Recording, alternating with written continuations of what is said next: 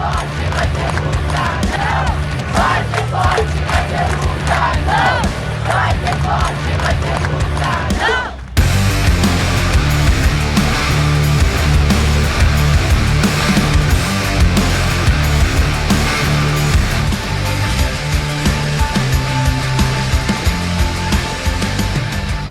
Ministério da Educação bloqueou no final de abril parte do orçamento de 63 universidades e 38 institutos federais de ensino.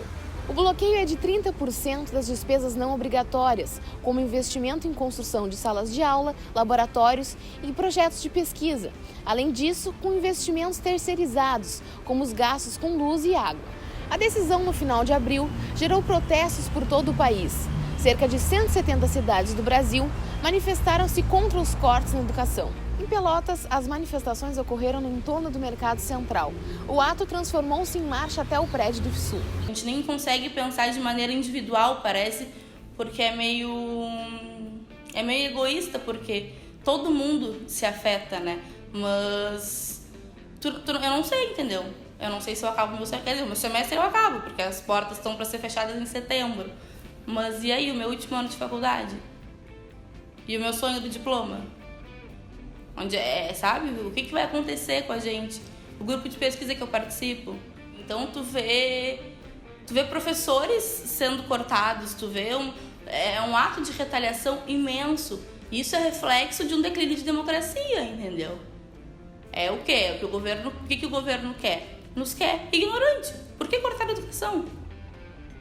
Qual é o benefício para o governo ter pessoas inteligentes? Nenhum. Isso é muito triste, assim, a gente começar a refletir e ver que nos afeta diretamente e afeta uma cidade, sabe? Esse contingenciamento tão abrupto e imediato, ele tem um único objetivo de gerar superávit nas contas do governo. Tem um orçamento previsto.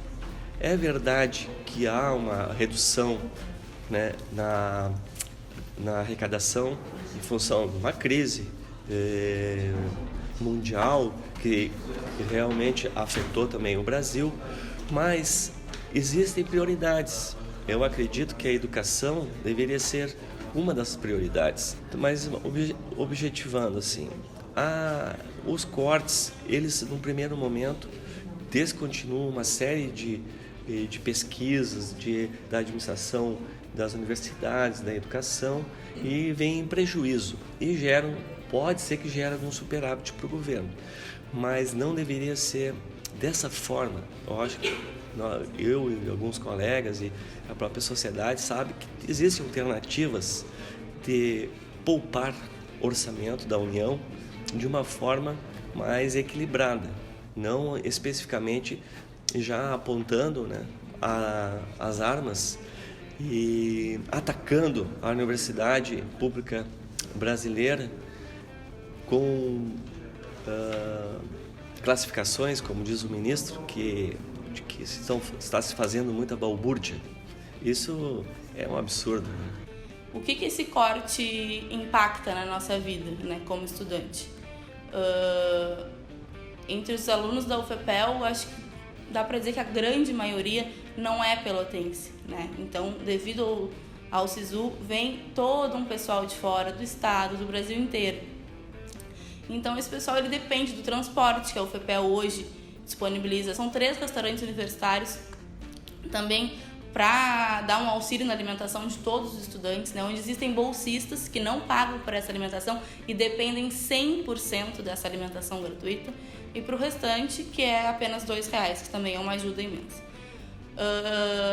Nós contamos com seguranças terceirizados, né? Então, esse corte ele afeta diretamente esses setores, porque aí não tem como repassar para os terceirizados, não tem como seguir mantendo o transporte, não tem como seguir mantendo o RU. As bolsas da PRAE também, né, que é a Secretaria de Auxílios da UFPEL, ela seria completamente afetada. Então isso impacta na vida de muita gente que saiu de casa, que está aqui para tentar uma universidade, muitos deles que são a primeira pessoa da família a ter um ensino superior. É um impacto coletivo. E fora que a UFPEL ela é responsável por 3 unidades básicas de saúde, né? Ou seja, o corte da UFPEL ele não afeta os alunos, ele afeta os alunos diretamente e a população pelotense diretamente. Porque 3 unidades básicas de saúde contam com quantos médicos, quantos enfermeiros, sabe? Quantos por cento da população essas unidades básicas não auxiliam, né, na saúde. Eu não vejo isso de maneira negativa, certo, Michel? Por outro lado, não houve corte, a palavra é que não há corte, há um contingenciamento. Contingenciamento significa o seguinte: uma parte do recurso poderá, se as coisas continuarem como estão, não ser destinada para aquelas despesas que não são obrigatórias. Em a economia se recuperando, automaticamente tu libera o orçamento.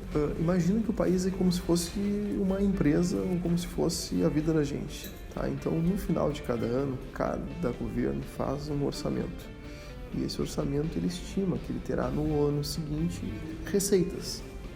Essas receitas podem ou não acontecer. Da mesma forma que tu orça a receita, tu orça as despesas também. Então, tem despesas que são obrigatórias. A educação, saúde, um percentual dela é obrigatório, constitucional. Outro percentual não é. Tu tens uma obrigatoriedade de pagar salários, tens uma obrigatoriedade de pagar uma série de outras rubricas, digamos assim, certo? O que acontece no andamento do ano, no exercício desse orçamento? Bom, tu pode ter uma expectativa frustrada. Então, tu estimou que tu teria uma receita de 100 e, na verdade, tu está tendo uma receita de 80. A arrecadação, por qualquer motivo, caiu. E o governo se vê forçado, historicamente, os governos brasileiros se veem forçados, ano após ano, a contingenciarem o orçamento. Mas eles contingenciam onde? Naquela parcela que, digamos, é livre, que não há uma obrigatoriedade em termos constitucionais de cumprimento. Tá? O que ocorre? Isso é um fato padrão, isso acontece sempre, absolutamente sempre. À medida que a economia reaja de alguma forma, o país cresça, as arrecadações elas voltem para dentro daquilo que estava orçado, automaticamente o governo reajusta o seu orçamento, liberando os recursos em tese contingenciados. Então é uma prática comum, normal, como a gente faz um orçamento familiar, como as empresas fazem, e o governo, por sua vez, faz também.